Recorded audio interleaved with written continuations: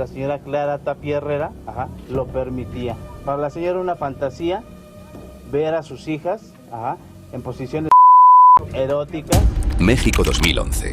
La noticia de un hombre que había mantenido cautiva a su familia durante años estremeció a todo el país. Un taxista que no solo encerró, sino que maltrató, manipuló y destruyó la vida de sus seres queridos. ¿Por qué murieron? Bueno, la autopsia se los dice.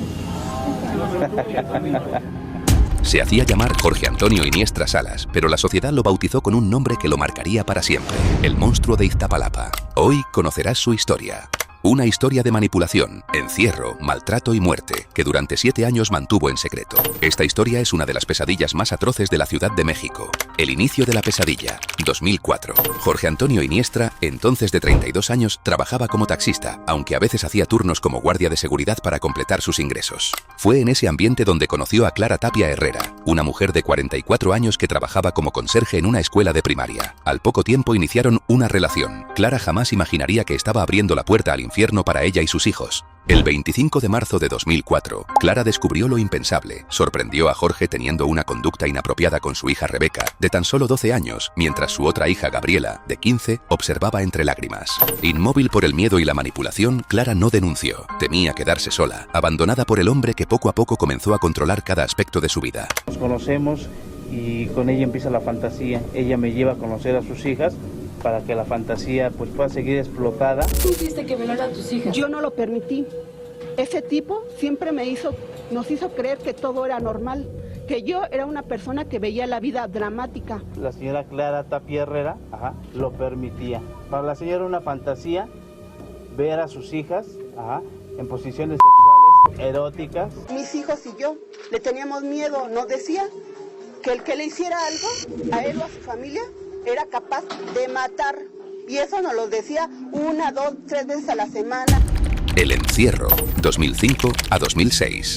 En el 2005, Jorge logró convencer a Clara de mudarse con él. Ahí vivían también Gabriela, Rebeca y el pequeño Ricardo. Con el tiempo, las reglas se volvieron más estrictas y el control absoluto. En el 2006, Iniestra sacó a las niñas de la escuela y las encerró en la casa, cubriendo ventanas con madera y tabiques. Ni siquiera podían salir al baño.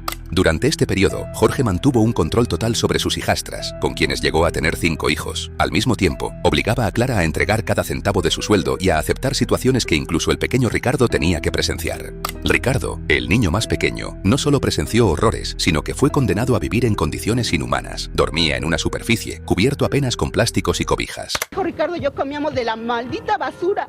Nos peleábamos por un sándwich que estaba tirado en la basura. Y él se la pasaba encerrado con mis hijas. El infierno se traslada, 2009. En 2009, los rumores y sospechas en la escuela comenzaron a crecer. Padres y autoridades notaron que algo extraño sucedía en el lugar. Ante la presión, Iniestra decidió mudarse junto a Clara y sus hijos a la casa de su madre. Lejos de mejorar, todo empeoró. Ahora no solo Jorge realizaba estos maltratos, sino que sus hermanos y hasta su madre se convirtieron en cómplices. La familia completa se convirtió en verdugos de las niñas y del pequeño Ricardo.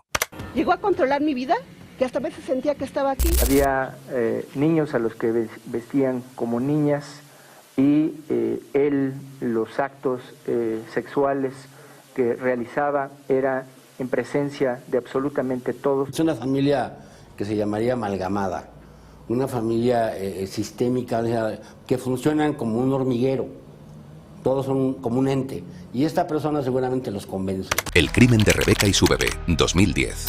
Un día, Rebeca, una de sus hijastras, intentó pedir ayuda. Había encontrado una ventana abierta y trató de escapar. Pero Jorge se dio cuenta. Con brutalidad, la golpeó con un tubo en la cabeza hasta matarla. Lo peor aún estaba por venir. Rebeca tenía una bebé de apenas 3 meses de edad, llamada Ashley. Al morir la madre, Jorge intentó que la niña mamara del pecho de su madre muerta, y la pequeña murió asfixiada en medio de aquella espeluznante escena.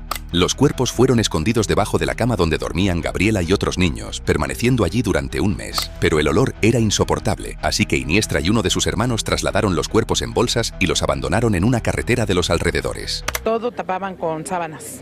Nunca se dejaron ver los muebles, ni de qué color eran los muebles, la sala, ni nada.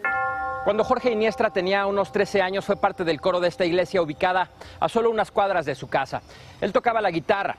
Los que lo conocieron recuerdan que ya desde entonces tenía un carácter que definen como extraño y que un día simplemente dejó de venir a la parroquia. Captura y juicio, 2011 a 2015. En 2011, tras años de encierro y tortura, la historia salió a la luz gracias a una denuncia. La sociedad mexicana se horrorizó ante los detalles del caso y los medios bautizaron a Jorge Antonio Iniestra como el monstruo de Iztapalapa. Su frialdad ante las cámaras fue escalofriante. Con desdén llegó a declarar: "No podría considerarme loco, cínico, a lo mejor sí". El proceso judicial fue largo, pero finalmente, el 25 de mayo de 2015, la justicia habló. Jorge Antonio Iniestra Salas fue condenado a 241 años de prisión por homicidio, secuestro agravado, explotación laboral, corrupción de menores y violencia familiar. No fue el único. Su madre y hermanos también recibieron condenas que iban desde los 18 hasta los 20 años de cárcel. Incluso Clara, la madre de las víctimas, enfrentó cargos por complicidad y omisión. Es un trastorno de personalidad, primero, ¿no? Donde las cosas que moralmente nos repercuten en la mayoría de los seres humanos, a ellos no les ocasionan mucho daño. Cuando están en la cárcel ya, donde hay varios como él, empiezan a competir, ¿no? A ufanarse de quién hizo las cosas más horribles, ¿no? ¿Por qué permitiste que violara a tus hijas? Yo no lo permití. Ese tipo siempre nos hizo creer que todo era normal, que yo era una persona que veía la vida dramática. Es su vida y que lo considera que es bueno. El caso del monstruo de Iztapalapa no solo marcó un precedente en la justicia mexicana, sino que también dejó en evidencia cómo el miedo, la manipulación y la indiferencia pueden destruir vidas y familias enteras en silencio.